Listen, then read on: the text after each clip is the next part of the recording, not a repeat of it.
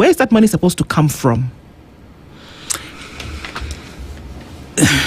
It's really sad to discuss some of these things, because we seem to be opening a conversation that we do not then want to facilitate a national conversation about. Education is the business of the government. 100%. It is a business of the government. Anyone who feels otherwise must call us for a referendum. So that then we open it up to saying that it can be private and it can be publicly offered. Because some of the fee structures that the parents are carrying around have no difference with a private school. Yes. They have absolutely no difference.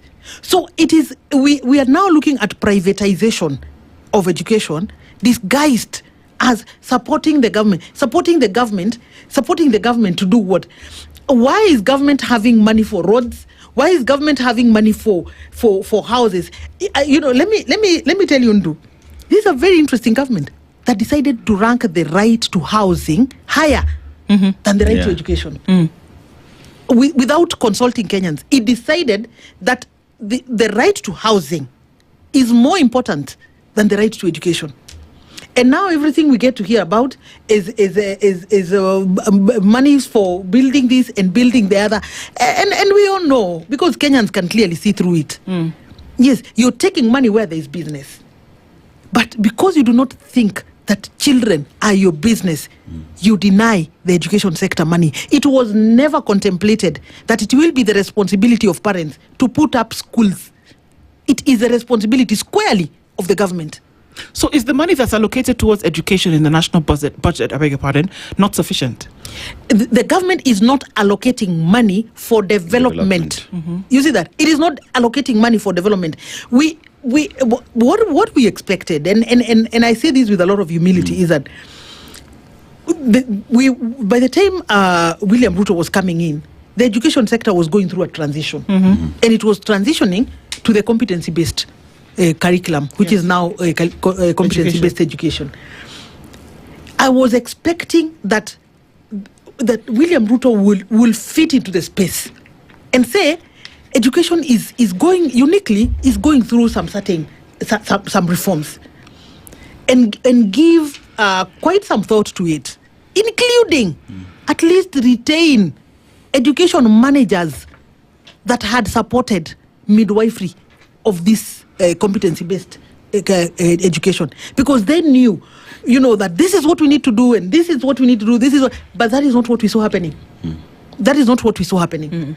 He brought in completely new people and people who are so remote to the sector, and so that already, to some of us who could see through it, sent the messages that we needed, that there is no much interest in carrying out this competency-based education with the precision that it required to be done. And that is why, when you look at the budget for education, you will not see much variance between what was happening in the past and now, because there is no money for development. And that development, a child who has been admitted to go and do music in a school that had not looked at that social field of study, where do you expect them to get these ultramural stadiums, and studios and all that? Parents will be called to a meeting and asked to contribute for that. And that is why you're seeing fees going up by 110,000. But you know what? We have said no, and we are visiting, because it is us who are there when those previous governments were charging 110. It is us who reduced school fees to 53,000. We are still here, and we can still, reclaim our space and push back this state and tell the state. When you look at Alliance, it is very easy for you to make an assumption that all those parents have got money. No, the criteria that was used to admit those children was not income-based. No, it wasn't. It was results. That a child from Turkana, a child from Mailisaba in Kasarani has made the cut to Alliance. So you cannot make decisions that will exclude, that child. And we are aggressively even going to court to challenge some of these fee structures, because these are illegalities. They are not supported by government policy. They're not even supported by the law. Janet, you talk about JSS in shambles, capitation in shambles, infrastructure unavailable. You talk about health, teachers unavailable.